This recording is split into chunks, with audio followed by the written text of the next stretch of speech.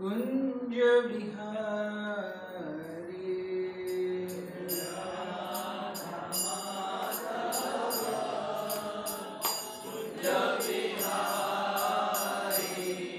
जय राधा माधव कुंज बिहारी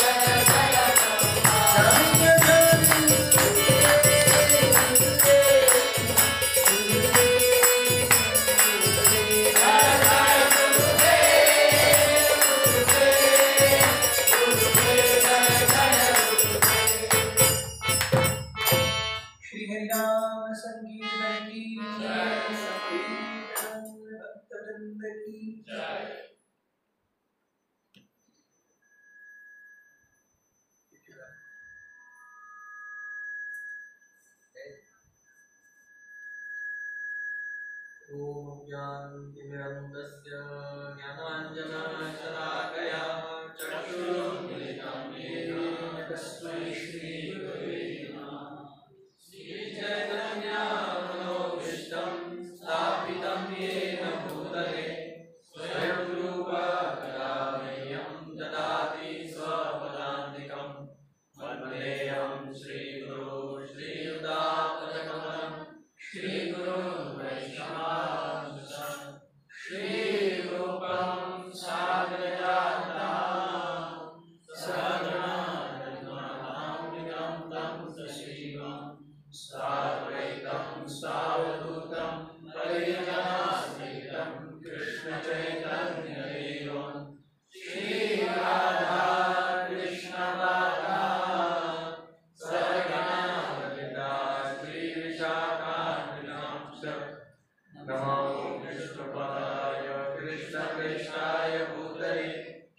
श्रीमते भक्तिवेदांत स्वामी नामिने। नमस्ते सरस्वती देवे गौरवाणी प्रचारिणे निर्विशेष शून्यवादी पाश्चात्य देशतारिणे। नमो महावदन्याय कृष्ण प्रेमप्रदायते कृष्णाय कृष्ण चैतन्य नामिने विषे नमः। हरे कृष्ण करुणा सिंधु दीनबन्धो जगत्पते गोपेश गोपिका कांत राधा कांत नमोस्तुते। तप्त कांचन गौरांगी राधे वृंदावनेश्वरी विश्वानुसुते देवी प्रणमामि हरिप्रिये। वाञ्छाकल्पतरुभ्यश्च कृपा सिन्धुभ्यैव च पतितानां पावनेभ्यो वैष्णवेभ्यो नमो नमः। जय श्री कृष्ण चैतन्य प्रभु नित्यानंद श्री अद्वैत गदाधर श्रीवासादि गौरभक्तवृंद। हरे कृष्णा कृष्णा कृष्णा हरे हरे हरे राम राम राम हरे हरे। हरे कृष्णा कृष्णा कृष्णा हरे हरे हरे राम राम राम हरे हरे। हरे कृष्णा कृष्णा कृष्णा हरे हरे हरे राम राम राम हरे हरे। हरे कृष्णा।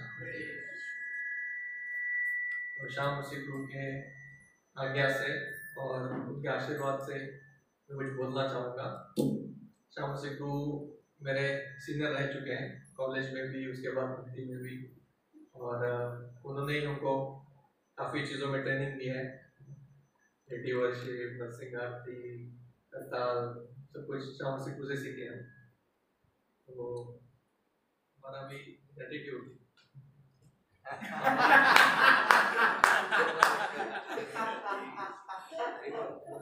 हमको ये सब सिखाया और उन्हीं की कृपा से हम कुछ बोल पा रहे हैं। गाड़ी भी उन्होंने सिखाया मुझे चलाने के लिए, और भी बहुत कुछ। तो आज जो है हम ग्रैटिट्यूड क्यों इम्पोर्टेंट है या कैसे व्यक्त करना है, या इसके बारे में थोड़ा चर्चा करेंगे। क्योंकि जिस हृदय में कृतज्ञता है, उसी हृदय में या उसी तरफ भगवान का कृपा बरसता है। जिस हृदय में कृतज्ञता नहीं है, उधर भगवान अपना कृपा नहीं देते। तो एक छोटे से लीला से हम इसको समझ सकते हैं। चैतन्य महाप्रभु जब उन्होंने शिवा सांगत में वो अपना संकीर्तन लेके शुरू किए, और शिवा सांगत शुरुआत में, प्रारंभ में भगवान अभी तक चैतन्य महाप्रभु बाहर या शिवा सांगत के बाहर अभी तक संकीर्तन नहीं कर रहे थे। संकीर्तन के क्या था, सिर्फ एक प्राइवेट उनके अंतरंग लोगों के लिए था। तो शिवा सांगत एक तरह से बंद, दरवाजा बंद हो जाता था रात को, और वहां पे अंदर चैतन्य महाप्रभु और उनके सभी पार्षद वो नृत्य करते थे। तो ये बाहर के लोगों को समझ में आया, थोड़ा बहुत सुनने भी देता था हमको, और बाद में वो सबका एक जो इर्षादु थे वो निंदा करते थे। वो बोलते थे ये क्या अंदर ही अंदर क्या कर रहे हैं, क्या पता, लगता है कि वो बहुत सारे गलत चीजें कर रहे हैं। और जो बाकी के ये थे भगवान के जो पार्षद नहीं, जो उनके अच्छे बोलने वाले थे, वो चैतन्य महाप्रभु का नृत्य देखने के लिए लालायित रहते थे। तो इसी में एक ब्रह्मचारी था। वो ब्रह्मचारी बहुत ही तपस्वी था और बहुत ही प्रामाणिक था, वैरागी था। और ये ब्रह्मचारी नित्य नियम से उसका जो भोजन था वो क्या था, दूध पे ही जीता था। तो इसलिए उसका एक नाम ही पड़ गया था, दूध पीने वाला ब्रह्मचारी। तो उसको लोग उसी नाम से पुकारते थे, दूध पीने वाले ब्रह्मचारी को बुलाओ। तो बहुत ही अच्छा व्यक्ति था। तो रोज आके वो श्रीवास ठाकुर को बोलता था कि एक बार मुझे चैतन्य महाप्रभु का नृत्य देखना है। और अगर आपका कृपा होगा तो ये हो सकता है, क्योंकि भक्तों की कृपा से भगवान का कृपा मिलता है। तो शिवास ठाकुर को आके वो रोज प्रार्थना करता था कि आप मुझे एक बार अवसर दो, एक बार अवसर दो।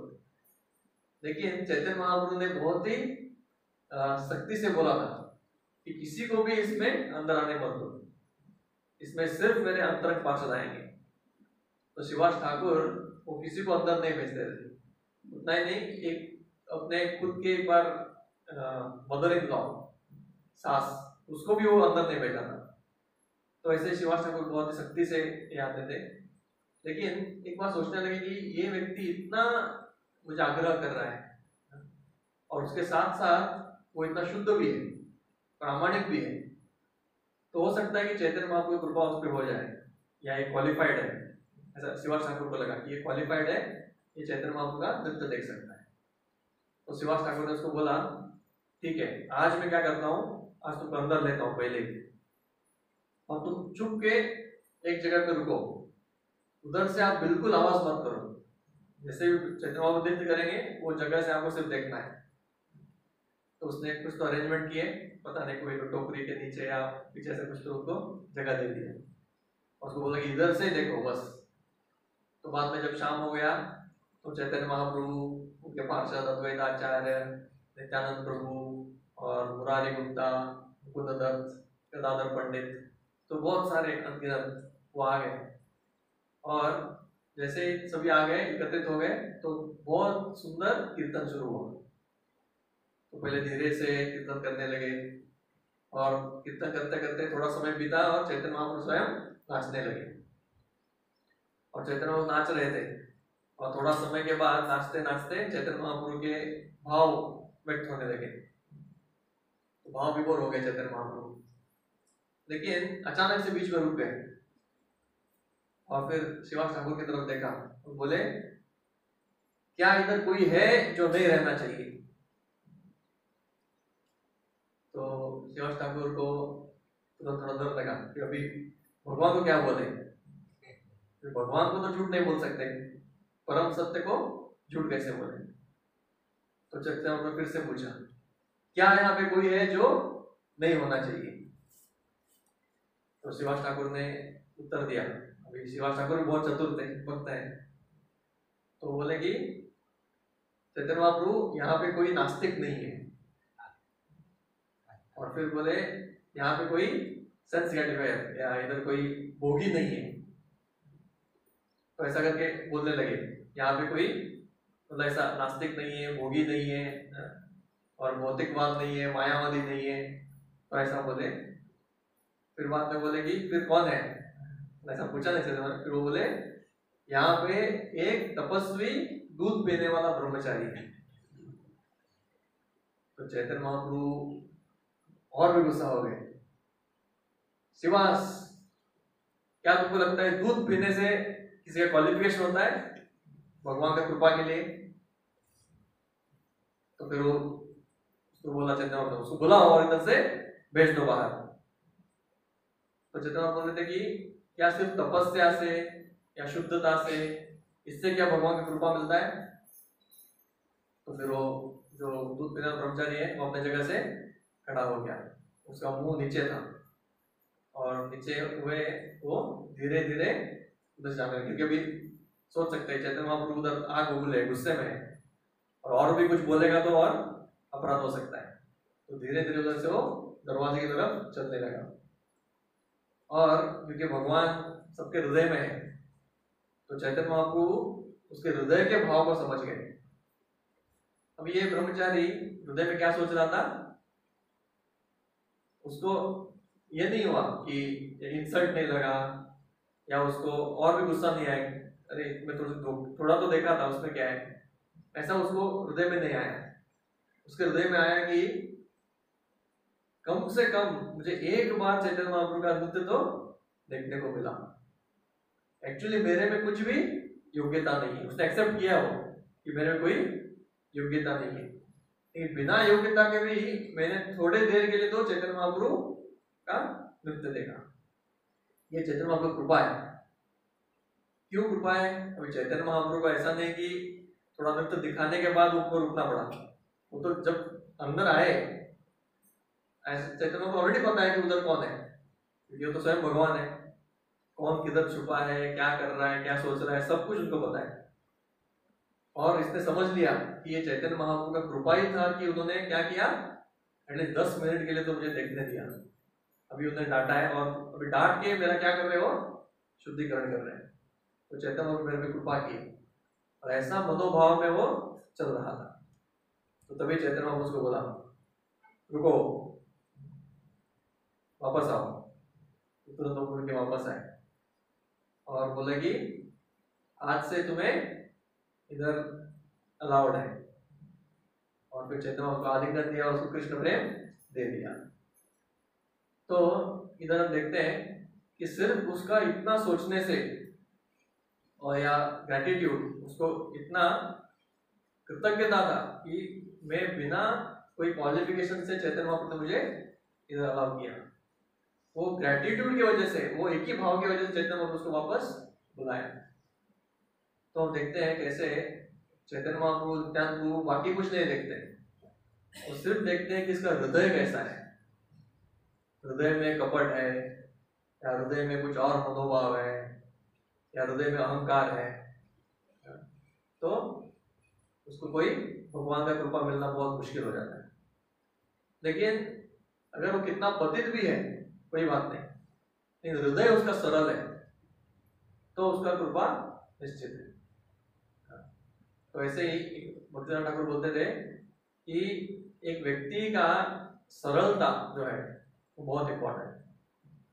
वैष्णव मतलब सरल और कृतज्ञ, तो ऐसे भावना से हम भक्ति करना चाहिए।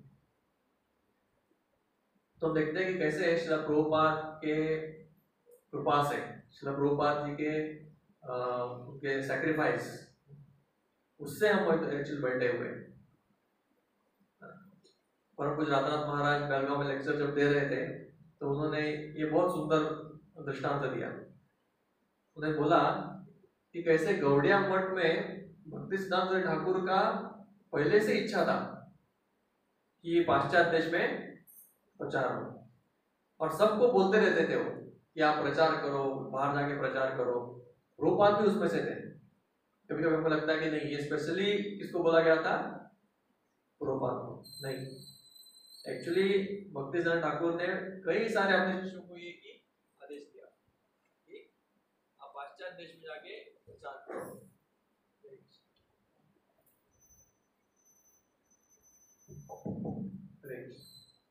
तो पाश्चात्य देश में जाके प्रचार करो। प्रभुपाद ने उसको अपने हृदय में रख लिया कि वो जानते थे कि यार मेरे गुरु का जो इच्छा है, तीव्र इच्छा है कि पाश्चात्य देश में प्रचार हो। जब प्रभुपाद भक्ति सिद्धांत ठाकुर जब इधर उपस्थित थे तभी उन्होंने क्या किया था, उनकी उपस्थिति में उन्होंने 4 लोगों का टीम बनाया जो जाके इंग्लैंड में प्रचार करें। तो इंग्लैंड के लिए उन्होंने 2 सन्यासी और 2 ब्रह्मचारी को नियुक्त किया, और वो दोनों ब्रह्मचारी और सन्यासी उनको एरोप्लेन का टिकट दिया गया, उनको पैसा दिया गया, फंड्स, कि आप जाओ उधर प्रचार करने के लिए। उनको पहचान दिए गए, उनके पहचान इतने थे कि वो जाके उधर वाइसरॉय और इसको भी मिले, क्वीन को भी, और उनके पीछे उनके गुरु का भी प्रोत्साहन था। बहुत सारा पब्लिसिटी भी हुआ, न्यूज़पेपर में आया कि गौड़िया मिशन का जो पार्टी है वो किधर जा रहा है, पाश्चात्य देश में जा रहा है। तो देखते हैं कि उनको चारों के पास क्या था, पैसे का सहाय था। गुरु महाराज उपस्थित थे प्रोत्साहित करने के लिए। उनके पीछे पूरा जो गौड़िया मठ था खड़ा था। अगर वो बोलते थे उधर ये कम पड़ रहा है, थोड़ा पैसा भेजिए, या मृदंग चाहिए भेज दीजिए, करताल चाहिए भेज दीजिए, तो सब कुछ मिलने वाला था। लिटरेचर रेडी थे, और वो दोनों स्कॉलर भी थे, बहुत बड़े स्कॉलर भी थे सन्यासी। तो ये सब कुछ होते हुए एरोप्लेन से जाके वापस जब आए भारत में, काफी थोड़े महीने के लिए उन्होंने प्रयास किया, और वापस आके उन्होंने अपने गुरु महाराज को रिपोर्ट दिया। वो रिपोर्ट में थे कि this message is not for the western countries. ये जो गौड़िया मठ का जो हमारा संदेश है वो किसके लिए नहीं है, पाश्चात्य देश के लिए नहीं है। मतलब उन्होंने वो भी हार मान गए और सबको बोल भी दिया था कि ये अभी इम्पॉसिबल है, हमने अपना पूरा प्रयास किया, इसको अटेम्प्ट मत कीजिए। तो उस समय से गौड़िया मठ में एक ही ये था कि ये जो पाश्चात्य देश में कभी नहीं जाने वाला, ये भारत में होगा। जो भी भक्ति है वो किसके लिए है? भारतीयों के लिए, बाहर के लोगों के लिए नहीं हो। तो पृथ्वीचे यथा नगर आदि ग्राम सर्वत्र प्रचार फैलो करना, ये जो चैतन्य महाप्रभु का स्टेटमेंट है, उसमें कभी परपट में ऐसा था कि पृथ्वी मतलब क्या? भारत। मतलब भारत के हर नगर ग्राम में होगा, लेकिन बाहर नहीं होगा। लेकिन प्रभुपाद को पूर्ण विश्वास था कि इसको करना ही है। इसको भक्ति विनोद ठाकुर का इच्छा है, भक्ति सिद्धांत सरस्वती ठाकुर का इच्छा है, और सभी आचार्यों का इच्छा है, तो ये करना ही है। तो उसके विपरीत हम देखते हैं कि प्रभुपाद, इनका एज भी कम था जब वो गए थे। तो प्रभुपाद जब गए तो उधर उनके पीछे कोई क्या नहीं था, कोई संस्था नहीं थी, इस्कॉन था ही नहीं। इस्कॉन तो बाद में अमेरिका न्यूयॉर्क में बना 1 साल बाद, तो संस्था नहीं थी। पैसे कितने थे? 40 रुपए, वो भी इंडियन। तो इंडियन 40 रुपए में क्या होने वाला है? तो इंडियन 40 रुपए, उनका उम्र भी ऑलमोस्ट ऐसा होता है ढलने का ये था, मतलब 70 इयर्स। जब व्यक्ति रिटायर हो जाता है एक्टिव लाइफ से, तो उम्र भी बहुत ज्यादा हो गया था। और जाने के लिए एरोप्लेन था उनके पास नहीं, वो जहाज में, वो भी कार्गो शिप, क्रूज नहीं, कार्गो शिप में कैबिन उनको दे दिया गया। और उनके साथ कोई थे असिस्टेंट, जो उनको थोड़ा कुछ बैग्स कैरी करे। 2 ट्रंक लेके गए थे बुक्स के, तो कैरी उनको ही करना है, एक छाता था और एक बाकी का सामान थे। और उधर पहचान भी नहीं था, उधर जाके किसको मिलना है, कहाँ से शुरू करना है, कुछ भी पता नहीं। तो पैसा नहीं है, पहचान नहीं है, प्रोत्साहन नहीं है, कोई फैसिलिटी नहीं है, मदद नहीं है। जब थोड़े सालों बाद जब प्रभुपाद ने लिखा कर, इधर थोड़े लोग आ रहे हैं, जरा सुन रहे हैं, थोड़ा मृदंग चाहिए, इधर मृदंग भेज सकते हैं क्या? तो मृदंग के लिए भी लोगों ने मृदंग नहीं भेजा अमेरिका। तो फिर प्रभुपाद जब एक बार इंडिया आए तो फिर उन्होंने लेके गए। तब तक वो क्या बजाते थे? ढोल बजाते थे। तो देखते हैं कि कैसे प्रभुपाद ने प्रचार किया, और उनका प्रचार जो था वो पूर्ण रूप से हमारे लिए, हमारे एक तरह से उनका दया है वो। तो प्रभुपाद के दया के वजह से ही हम लोग अभी इधर बैठे हैं।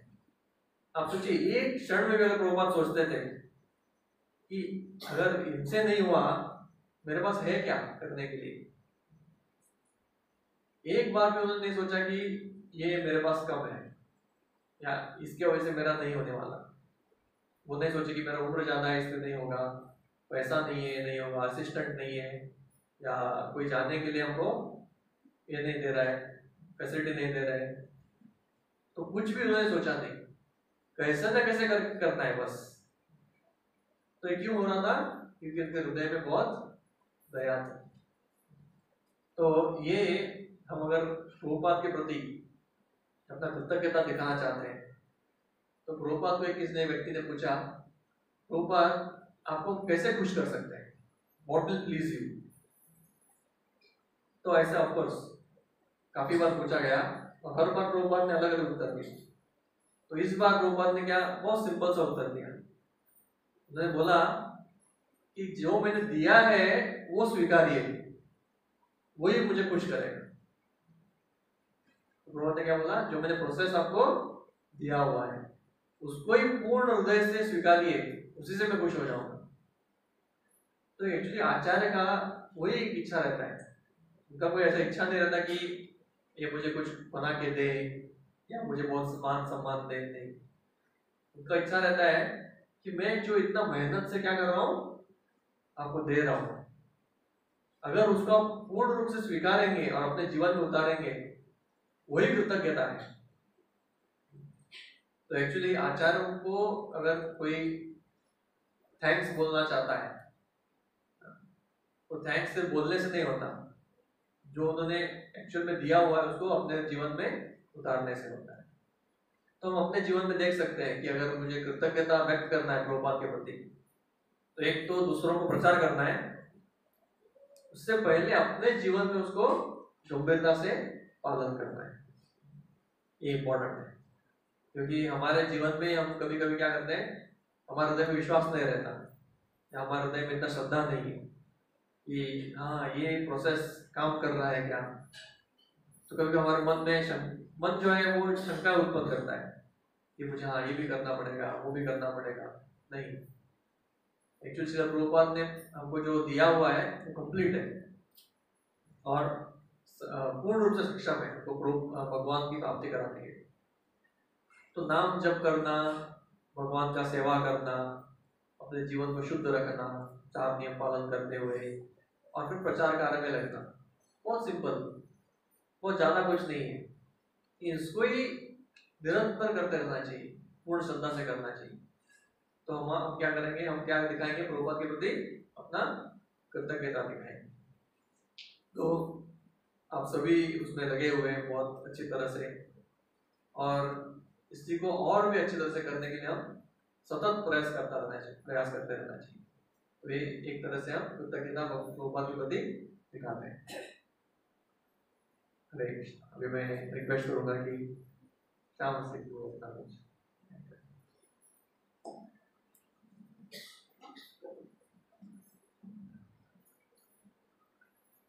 हम देखते हैं श्रीमद् भागवत में एक बहुत सुंदर कथा आती है 5वें स्कंद में,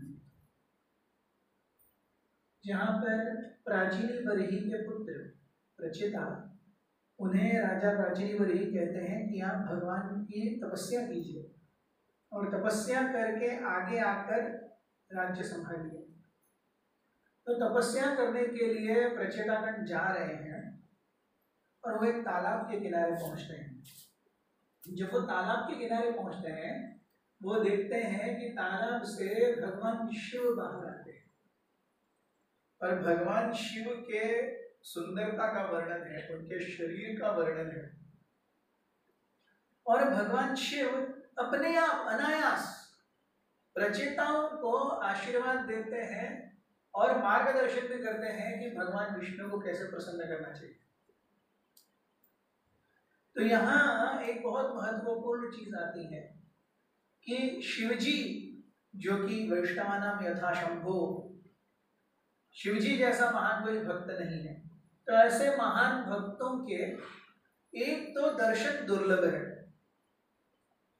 दूसरा उनका संग और दुर्लभ है, तीसरा उनसे पर्सनल इंस्ट्रक्शन पाना ये तो और भी दुर्लभ है।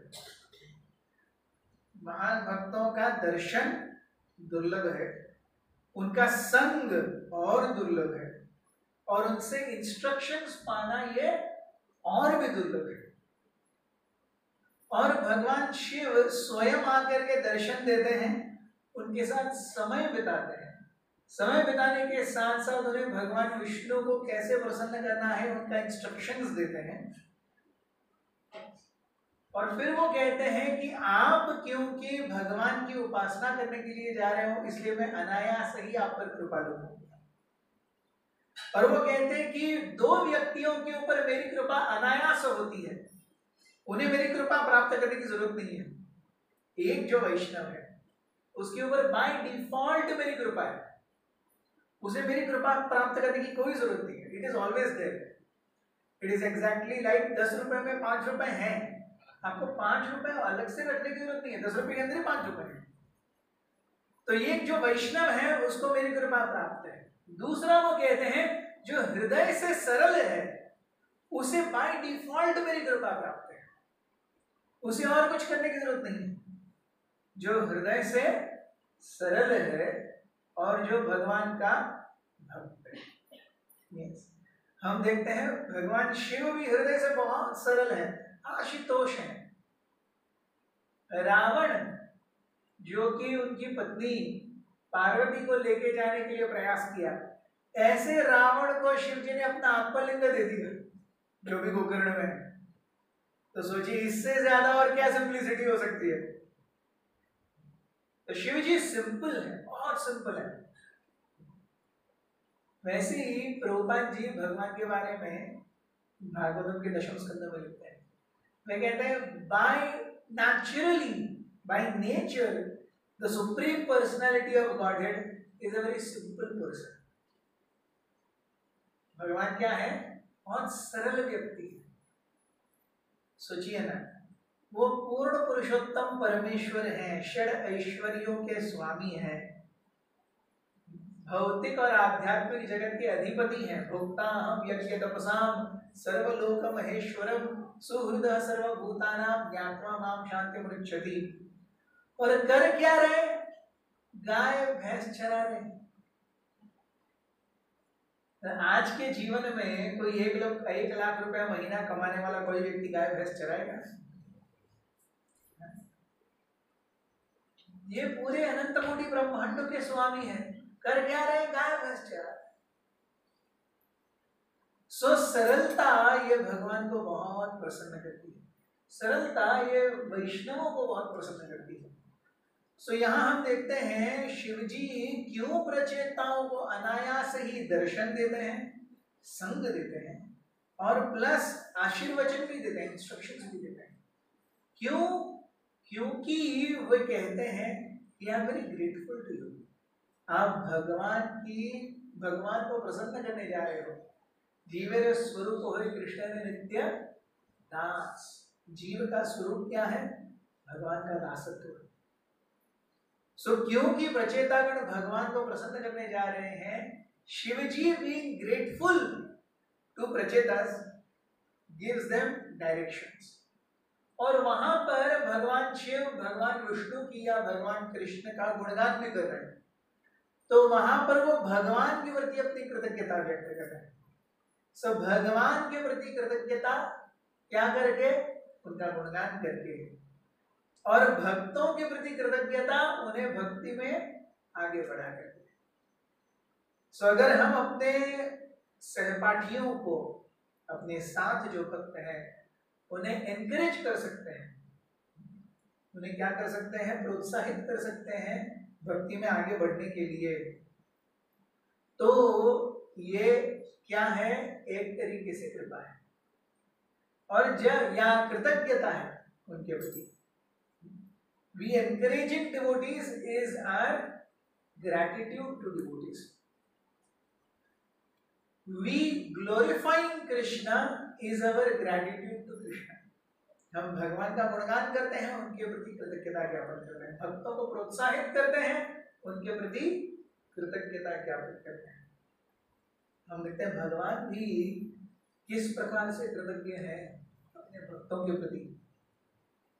ध्रुव महाराज, हालांकि वो अपने प्रपितामह ब्रह्मा जी से भी ज्यादा बड़ा राज्य मांगने की इच्छा से आए, लेकिन फिर भी जब भगवान आए और ध्रुव कहते हैं अरे नहीं, मैं तो कांच के टुकड़ों के लिए आया था, अब मुझे असली में रत्न मिला है, ये ध्रुव महाराज कहते भी हैं। फिर भी ध्रुव के मन की इच्छा जानते हुए भगवान क्या करते हैं? ब्रह्मा जी से भी बड़ी पोजीशन देते हैं। अब ब्रह्मा जी इस ब्रह्मांड के अधिपति हैं, वो प्रथम जीव हैं, वो अज हैं, उनके कोई माता पिता नहीं है। भगवान के नाभि से जो कमल आता है उसमें से ब्रह्मा जी की उत्पत्ति है, तो वो प्रथम जीव है इस भौतिक जगत का। अब उससे ऊपर क्या हो सकता है? लेकिन भगवान ध्रुव के प्रति इतने कृतज्ञ हैं कि वो उस सेवा के लिए उससे बड़ा एक ध्रुव लोक बना करके दे देते हैं। ठीक है, और वो कहते भी हैं कि ऐसा कभी होता नहीं है, ये जो मैंने आप पर आपके लिए किया है वो बहुत विशेष कृपा है। यस, ये क्या है? बहुत ही विशेष कृपा है। तो जन्माष्टमी का कार्यक्रम हो रहा है, रात को 12 बजे अभिषेक चल रहा है, लंबी लाइन लगी है और यहाँ पे किसी ने काट दिया, इसके बाद कोई नहीं। तो लाइन बाहर है, ये दरवाजा बंद हो गया है, फिर भी आप किसी प्रभु जी को यहाँ जाते हैं, प्रभु जी प्लीज प्लीज प्लीज मैंने उपवास किया है, प्लीज मुझे अंदर आने दीजिए, प्रभु जी आपको वहां से अंदर ले जाते हैं। विशेष कृपा है। सो ऐसे ही भगवान की ध्रुव महाराज के ऊपर विशेष कृपा है। क्यों? कृतज्ञ है।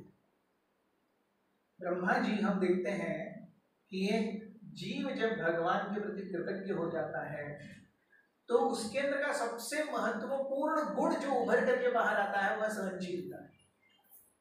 If one is grateful, one will be forbearing। है कि नहीं? हमारे शिक्षक हमें क्लास में सिखाते थे,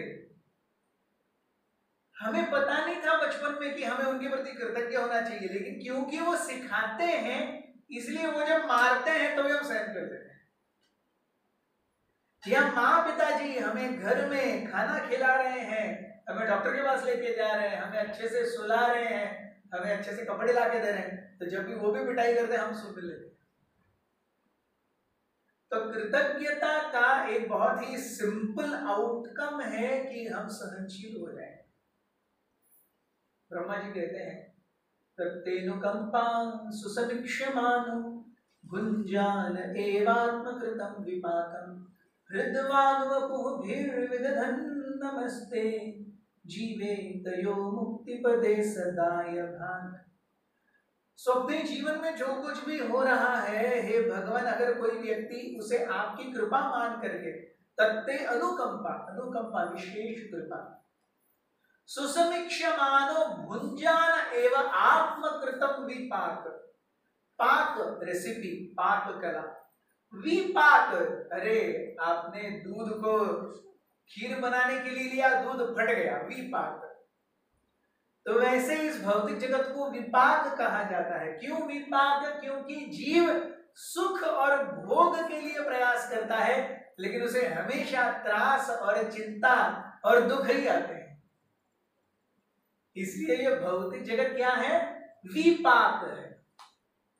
तत्ते अनुकंपा सुसमीक्ष्यमानो, आपकी कृपा की याचना चातक पक्षी जैसे ऊपर से बारिश की बूंदें कब गिरेंगी वो देखते रहता है, वैसे ही एक भक्त भगवान आपकी कृपा कब होगी? तत्ते अनुकंपा सुसमीक्ष्यमानो। और ये करते करते भुंजान एवं आत्मकृतम विपाकम, जानते हुए कि जो कुछ भी मेरे जीवन में दुख क्लेश आ रहे हैं, समस्याएं आ रही हैं, वो मेरे ही कारण है, उसका जिम्मेदार कोई और नहीं है। आत्मकृतम विपाक, तो वो भगवान की कृपा के ऊपर डिपेंडेंट है। वो देख रहा है भगवान आप कब कृपा करेंगे, लालायित है वो। प्लस अपने जीवन में जो दुख कठिनाइयां आ रही है उन्हें अपना ही फलस्वरूप जानते हुए, मैं ही उसका कारणीभूत हूं ये जानते हुए, ये सब करते हुए भी हृद वाग वपु भीर विदधन नमस्ते, हृदय से, वाणी से और शरीर से भगवान को प्रणाम करता है, उनका गुणगान करता है।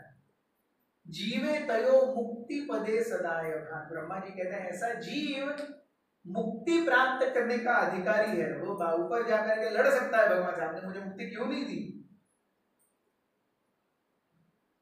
दाय भाग मीन्स ही इज एंटाइटल्ड। जैसे कोई व्यक्ति क्लास में आएगा, अटेंडेंस देगा, होमवर्क करेगा, क्लास वर्क करेगा और एग्जाम भी पास करेगा, फिर भी आप उसे प्रमोट नहीं कर रहे, अरे वो आके बात, मेरा राइट है। हाफ ईयरली में कितने आए, फाइनल में कितने आए, फिर से मुझे 5th स्टैंडर्ड में क्यों रख रहे हो। दाय भाग, he can claim I have a right to sit in 6th, मुझे आप 5th में नहीं रख सकते। वैसे ही कंडीशंस क्या है, मुक्ति पदे सदाय भाग। कंडीशंस क्या है, भगवान की कृपा की क्या आस लगाए हुए है। कंडीशन 1, यस, भगवान की कृपा की आस लगाए हुए है, भगवान आप कब कृपा करें, दैट इज कंडीशन। दूसरी कंडीशन, अपने जीवन में जो कुछ भी हो रहा है उसे अपना ही कार्यकलाप समझते हुए, मेरे ही कारण हो रहा है, मेरे ही कर्म है, मेरी ही वासनाएं हैं जो मेरे दुखों का कारण है। कंडीशन 2, सो भगवान को दोष नहीं देता, किसी और को दोष नहीं देता, क्योंकि किसी और को दोष नहीं देता इसीलिए किसी और से ईर्ष्या नहीं करता, वैमनस्य नहीं रखता। और ये करते हुए हृदवाग वपुः भीर विदधन नमस्ते, हृदय से, शरीर से, वाचा से भगवान को नमस्कार करता है, उनका गुणगान करता है, उनका गौरव करता है। ये 3 कंडीशंस हैं। तो वो कहता है मुक्ति मिलनी चाहिए। सो यहाँ पे ब्रह्मा जी अपनी कृतज्ञता व्यक्त कर रहे हैं। एक कृतज्ञता पूर्ण जीव उस भाव से जब भगवान की भक्ति करता है तब भगवान उसके साथ कैसे आदान प्रदान करते हैं। हम देखते हैं चतुश्लोकी गीता में भी 10.8 10.9 हम सर्वस्य प्रभवो मत्तस्तवं प्रवर्तते इति मत्वा भजन्ते मां बुधा भाव समन्वितः। एक जीव जानता है कि मैं सारी चीजों का स्रोत हूँ, सब कुछ मुझसे आ रहा है, इसलिए भावपूर्वक वो भगवान की सेवा करता है। सो फिर आगे 10.10 और 10.11 सो जीव भगवान के प्रति कृतज्ञ है, इसलिए वो उनकी सेवा कर रहा है। और भगवान ऐसे जीव के प्रति कृतज्ञ हो जाते हैं। तेषामेवानुकंपार्थम अहम अज्ञानजं तमः नाशयामि आत्मभावस्थो ज्ञान दीपेन भास्वता। सो भगवान कहते हैं मैं उसके हृदय में कृपा करके उसके हृदय से अज्ञान रूपी अंधकार को नष्ट कर देता हूँ। चैतन्य चरितामृत में हम एक और सुंदर कथा देखते हैं मुकुंद दत्त की। सो मुकुंद दत्त ये जब चैतन्य महाप्रभु और भगवान के साथ रहते, मुकुंद दत्त ना, वो क्या करते थे, वो वैष्णव सिद्धांत सुनते थे और जब वहां से चले जाते थे तो मायावादियों का भाष्य भी सुनते थे। सो महाप्रकाश लीला में चैतन्य महाप्रभु ने मुकुंद दत्त के ऊपर कृपा करने से इनकार कर दिया। अब बताइए यहाँ पे कुछ नहीं होने वाला, वो सामने ही नहीं बुला रहे। तो सारे भक्त मुकुंद दत्त की ओर से याचना लेकर के गए, आप सबको बुला रहे महाप्रभु, आप मुकुंद दत्त को क्यों नहीं बुला रहे? अरे वो पाखंडी है, यहाँ भक्तों के साथ रहता है तो हरे कृष्णा करके नाचता है, यहाँ से बाहर चला जाता है तो मायावादियों के साथ बैठ करके मायावाद दर्शन भी सुनता है। मायावाद भाष्य सुनिए हरे सर्व नाश, मैं उसे बिल्कुल कृपा नहीं दूंगा। So devotees were very saddened.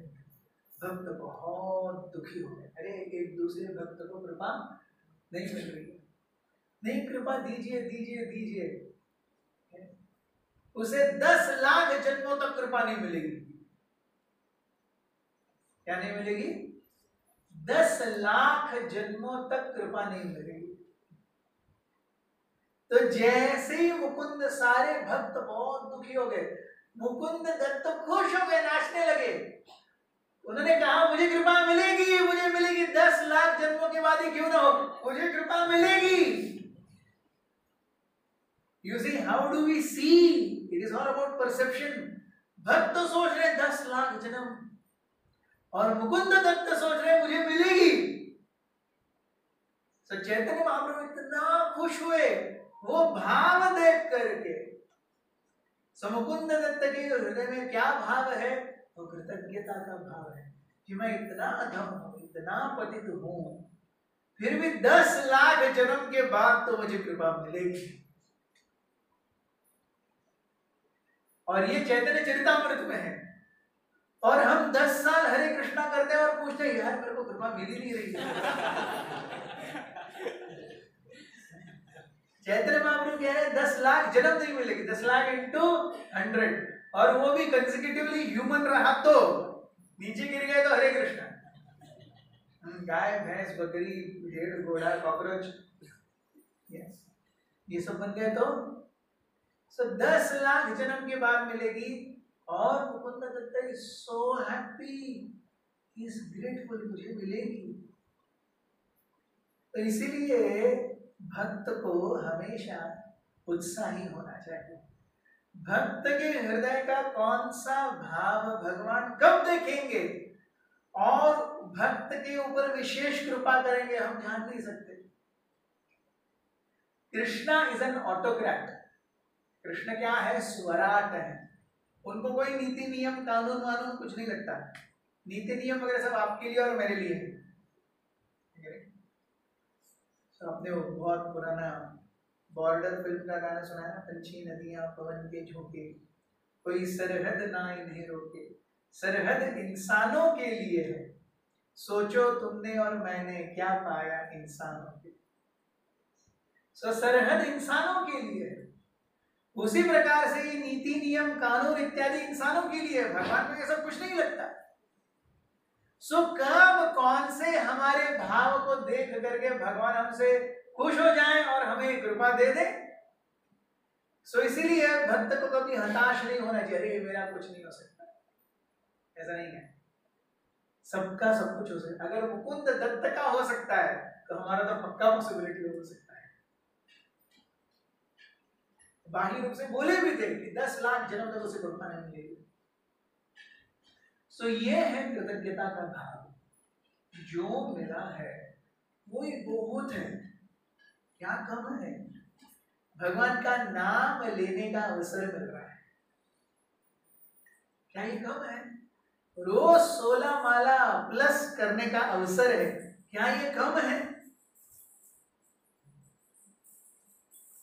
इसीलिए हमें भक्तिमय जीवन में उन चीजों पर भार देना चाहिए जो हमारे साथ हमेशा रहेंगी विदाउट चेंज। हमारे साथ क्या रहेगा विदाउट चेंज? हमारे साथ हमारी जपमाला रहेगी विदाउट चेंज, हमारे साथ भागवतम रहेगा विदाउट चेंज। बाकी हमारे पोजीशंस, हमारे आश्रम, हमारा सेवा, हमारे ये सब चेंज होता रहेगा, सब चेंज होता है। जो चेंजेबल है उसके ऊपर बैंक करके कुछ फायदा ही नहीं है।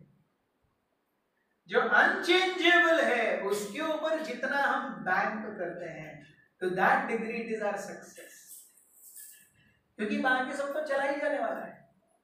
हम जितना भागवत पढ़ेंगे वो अगले जन्म में भी जाएगा, जितना हरिनाम करेंगे वो अगले जन्म में भी जाएगा, जो वैष्णव सेवा करेंगे वो अगले जन्म में भी जाएगी। इस जन्म में टेंपल प्रेसिडेंट है, अगले जन्म में अभी टेंपल प्रेसिडेंट है 6 महीने में।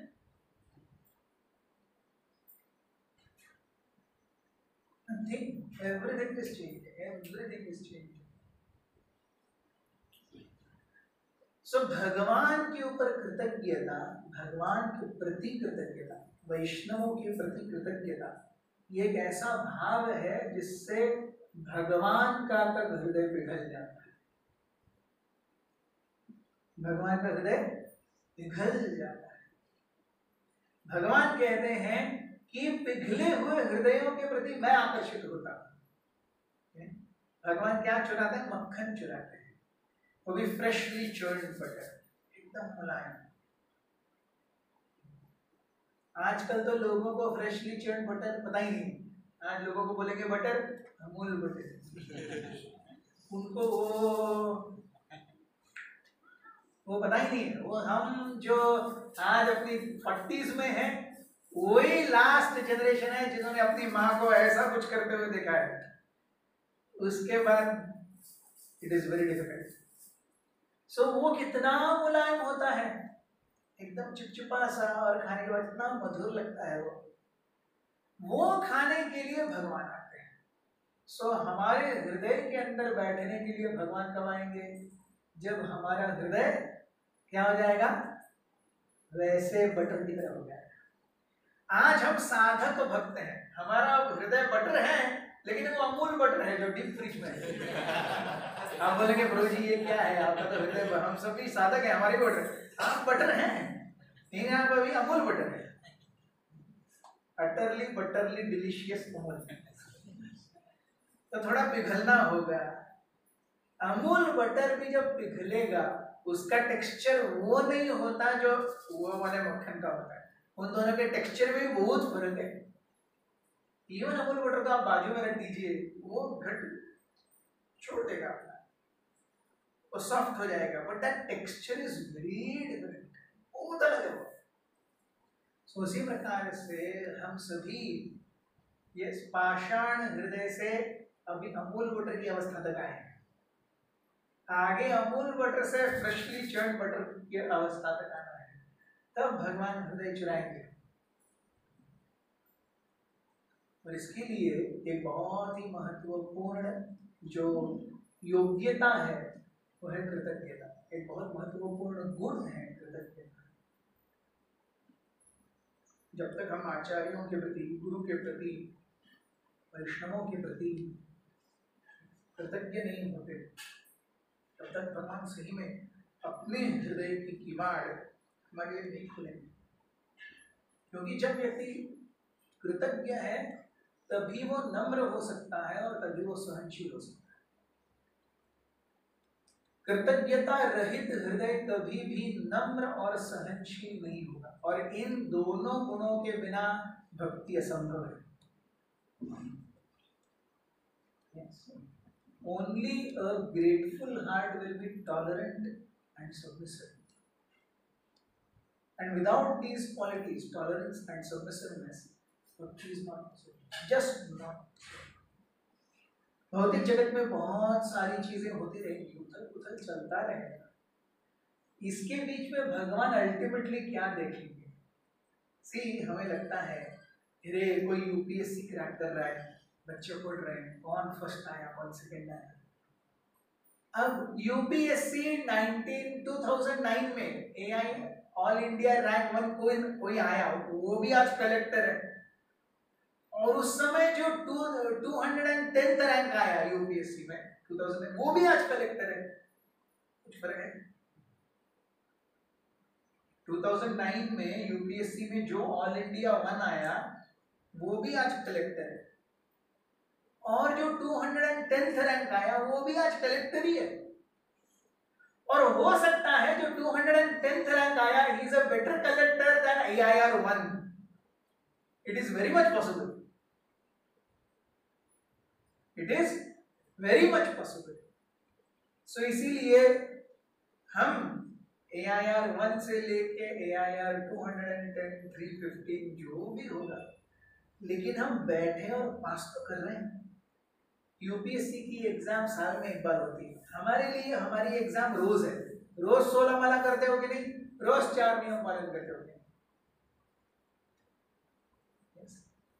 आम्हा वैष्णवा सदैव युद्धात पसंत आहे, बाहेरून जनाचा आतोनी मनाचा।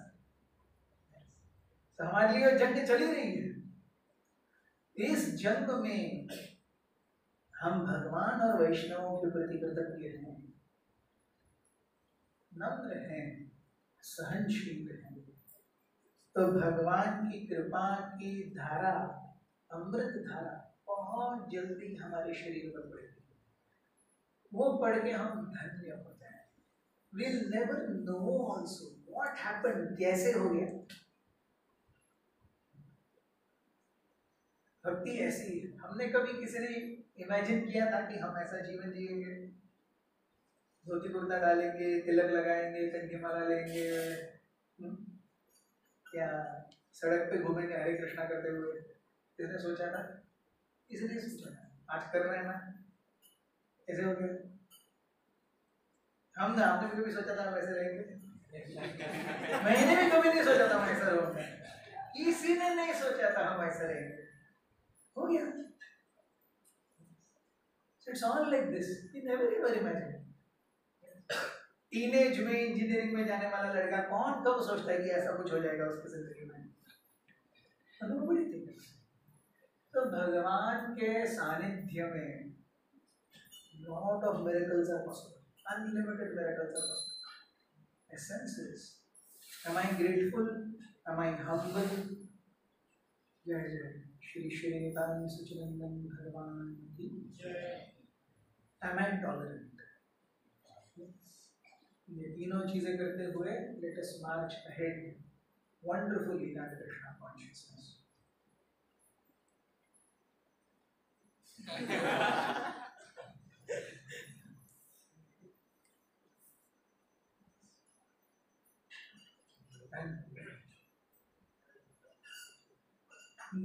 Yes, thank you very much. We are grateful to you कि आप बिना सोए यहाँ बैठे रहे।